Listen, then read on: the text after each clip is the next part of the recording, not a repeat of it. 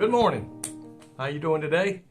And I pray that you are joyful today in spirit, no matter how we may feel physically, and no matter how the day may be going so far. You know, we can't control a lot of things around us sometimes, but we can control the joy of the Lord. The Bible says is our strength. Happiness depends on the circumstances around us. The joy of the Lord is there because He died for us and gave us that joy and peace that we can live while we're here on this earth. And you know, love is all about God, and God is all about love.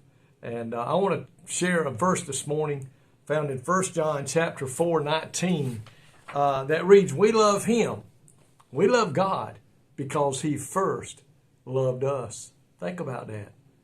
We love Him because He first loved us.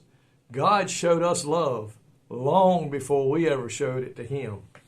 You know, He told Jeremiah, He said, "I knew you before you were ever formed in the womb of your mother." He knew you and I before we were ever thought about. And I am so thankful for that. God already had a plan for us. He has something already laid out for our life if we will just trust Him and follow Him and surrender to Him. And I like this verse. It says, "We love Him because He first loved us." This verse emphasizes to us that God's love is the foundation and the motivation for our ability to love others. When we genuinely have the love of God within us, it can't help but come out and be shown to others. And that's what we need to be doing, people. You know, when we come up to somebody, even a total stranger, when they can see love coming out of us, they don't mind spending a minute talking to you or maybe even listening to what you've got to say. It says for our ability to love others. It highlights that our capacity to love is a direct result of God's prior love for us. Everything that pertains to our love has come from God. When we give our life to Him, God gives us the love of God in us. And love starts with God. He initiated it. Think about it. God initiated love. It first comes from Him. His love fills us. When the Holy Spirit comes to live within us and then we trust Him, that's when love fills us with His love. And it says then this love that He has given to us, as it grows within us, the more we learn about God, the more we trust in God, the more we see God bless and move in our lives and in the lives of our families, then that love begins to overflow to others. I think when we genuinely let that love of God show forth, people can't help but see it. They're going to say something's different about that young man. Something's different about that lady there. There's something different about them. They're not walking around with a sad look on their face. No matter what the circumstances are around us, they have a smile on their face. They've got like a little joy in their walk. There's something different about them.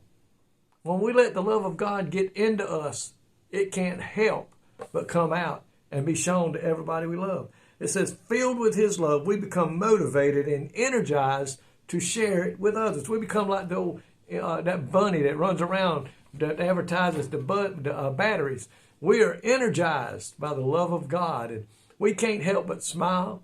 In the midst of a storm, we can still smile because we know that God is in control.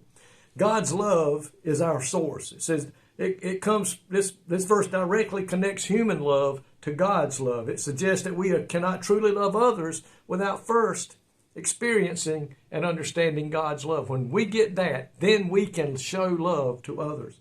Our love for others is a response to God's love for us. It's not a self-generated ability. We don't have the ability to generate the love like God puts in us. We can't do that on our own. We can't. It comes from God. True, genuine love comes from God. It is a reflection of the love we have seen from Him and have received from Him, not what we have done on our own. It's a verse that says that love is as a command. He's implying that loving others is not an option as a child of God. Folks, the Bible says we are to love everybody. We may not approve of what they do or how they live their lives, but we love them regardless. We must do that. The Bible says we are to love every person. By loving others, we are demonstrating the transforming power of God's love and acting as a witness to His grace.